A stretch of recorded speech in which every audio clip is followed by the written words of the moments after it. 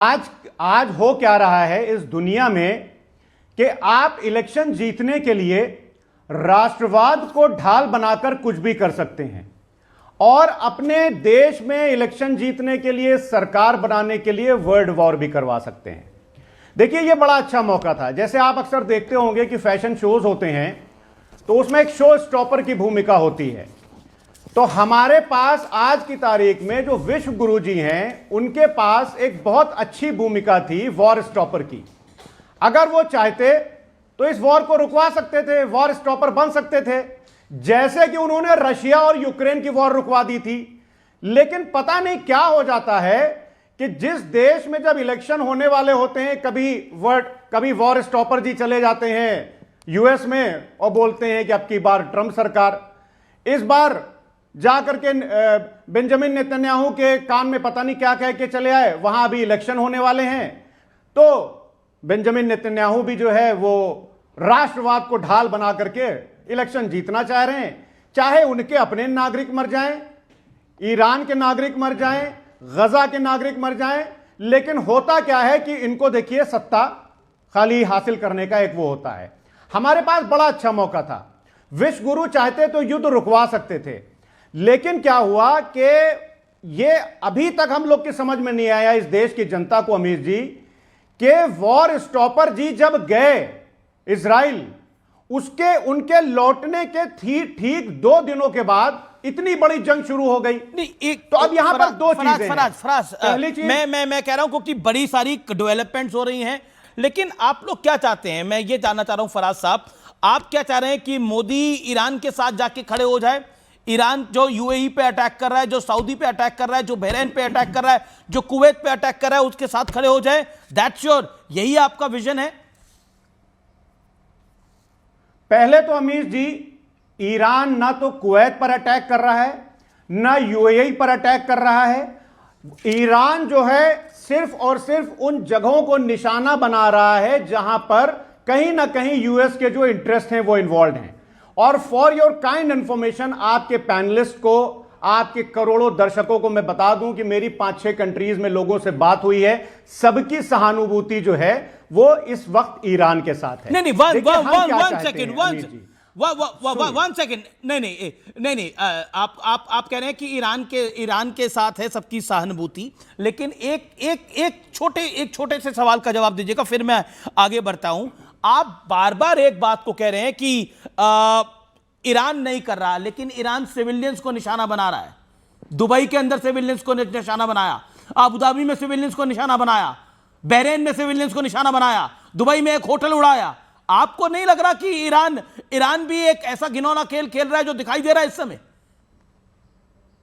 एक सेकंड, और आप चाहते हैं कि इस पूरे घटनाक्रम में भारत ईरान के साथ दिखाई दे, और तब दिखाई दे जब मिडिल ईस्ट में, कुवैत में, बहरीन में, यूएई में कितने भारतीय रहते हैं?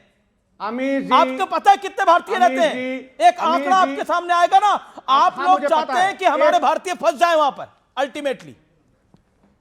अमीर जी, दुबई में कौन से होटल को उड़ाया है? जरा उस होटल का नाम बता दीजिए दर्शकों को। किस होटल के बारे में? फेयरमाउंट पे धमाका हुआ? नहीं, किस होटल को, क्या वो होटल उड़ा दिया गया है? फेयरमाउंट आपने तस्वीर नहीं देखी क्या? अमीर जी, जो मिसाइल्स इंटरसेप्ट हो रही हैं, उनका जो मलबा गिर रहा है उससे आग लग रही है। अरे किसी से भी लगा, लोग तो मर रहे हैं। मुझे आप प्लीज, लोग ईरान में जो मर रहे हैं उसके बारे में भी कुछ बोल दीजिए। गजा में 70,000 लोगों का कत्लेआम हो गया, नरसंहार हो गया, उसको भी तो ऐड कर दीजिए। और कितने लोग मर गए वहां पर?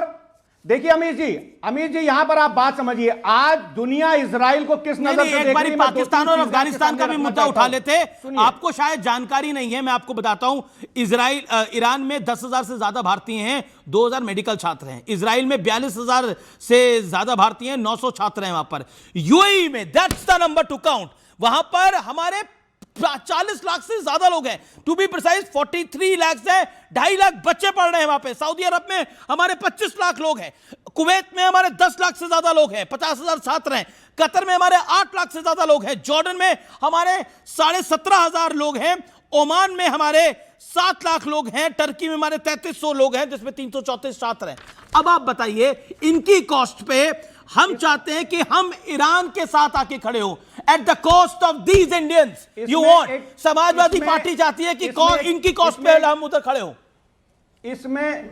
इसमें एक चीज और ऐड कर दी अमीर जी कि हर साल 10 लाख करोड़ रुपए का रेमिटेंस आता है भारत में।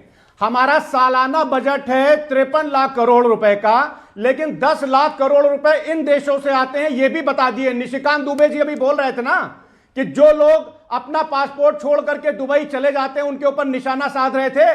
तो आपकी बात का निशिकांत दुबे को यह जवाब है कि आज की तारीख में गल्फ कंट्रीज में लगभग 2 करोड़ लोग या 1.5 करोड़ लोग वहां पर रोजगार पा रहे हैं। रुक करता हूं, बाकी मेहमान होता हर साल हमारे प्रदीप भंडारी, देखिए निशिकांत दुबे ने जो बोला मैं उस विषय पर बाद में आऊंगा, लेकिन संजय राउत ने तो एक स्टेटमेंट दे दी।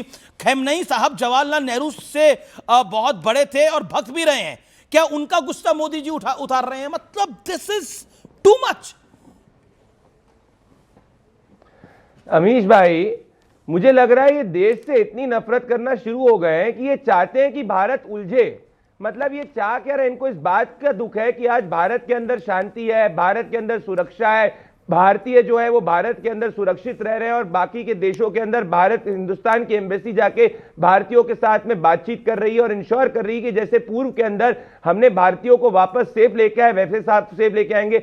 इनकी मेरे को लग रहा है दिक्कत इस बात की है कि भारत उलझा कैसे नहीं। रशिया यूक्रेन हो गया, भारत ने पीस की बात करी जिसको जेलेंस्की ने एक्नॉलेज किया, पुतिन ने एक्नॉलेज किया, भारत उलझा कैसे नहीं। मतलब ये चाह रहे हैं कि नरेंद्र मोदी गलती करे, गलती कैसे नहीं कर रहा, इनकी असली दिक्कत ये है। एक डिफरेंस देखिए, इजराइल के अंदर इस वक्त इजराइल और ईरान में कॉन्फ्लिक्ट है। इजराइल के जब लीडर ऑफ ऑपोजिशन से पूछा गया कि क्या आप अपने देश के साथ खड़े होते हैं, इजराइल के लीडर ऑफ ऑपोजिशन ने बोला मेरे हजारों डिफरेंसेस होंगे बेंजामिन नेतान्याहू से, पर मैं इस वक्त अपने देश के साथ खड़ा हूं। और जब हमने ऑपरेशन सिंदूर किया था, राहुल गांधी क्या पूछ रहे थे, हिंदुस्तान के कितने जहाज गिरे। इनकी समस्या यह है कि इनको हर चीज में इनका वोट बैंक दिखता है और राजनीतिक फायदा दिखता है। एक और बात मैं तो सरकारी देश के साथ नहीं दिख रही है। बड़ी बात क्या अमीश भाई, अरे भैया मैं आपके बीच में नहीं बोला था, थोड़ा सा पेशेंस रखो। मैं आपको टाइम दूंगा आपकी।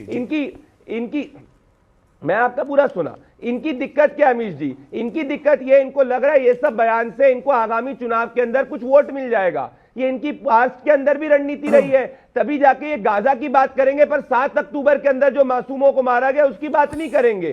तभी जाकर ये लेकिन गोली चलती उसमें मासूम इनको नहीं दिखते, उसमें कम्युनल दिखता है। पर इनको जाके जहां दुनिया की दूसरी कॉन्फ्लिक्ट हो रही है, जहां पे भारत का कोई डायरेक्ट इन्वॉल्वमेंट नहीं, वहां ये चाह रहे भारत घुसे। भारत का कहीं इन्वॉल्वमेंट नहीं हुआ, आप चाहते हो भारत वहां घुसे और लाशों पे इंडिया की पोजीशन। ओके, मैं आरजू काजमी मेरे साथ है। आरजू काजमी, क्या आपको लगता है जो इस समय वर्ल्ड ऑर्डर बना हुआ है, परिस्थितियां हमें दिख रही हैं? वॉशिंगटन पोस्ट का दावा है सऊदी अरब ने डबल गेम खेला है, ये वॉशिंगटन पोस्ट का दावा है। ईरान पर हमला करने के लिए सऊदी अरब ने यूएस पे बहुत बड़ा दबाव बनाया था। क्राउन प्रिंस मोहम्मद बिन सलमान ने ट्रंप को कई कॉल किए थे। क्राउन प्रिंस ने 1 महीने में ट्रंप को कई बार प्राइवेट फोन कॉल किए। ट्रंप डिप्लोमेटिक समाधान चाहते थे और क्राउन प्रिंस ईरान पर अटैक चाहते थे। सऊदी अरब निपटाना चाह रहा था ईरान को। That's the story which has been broke by Washington post.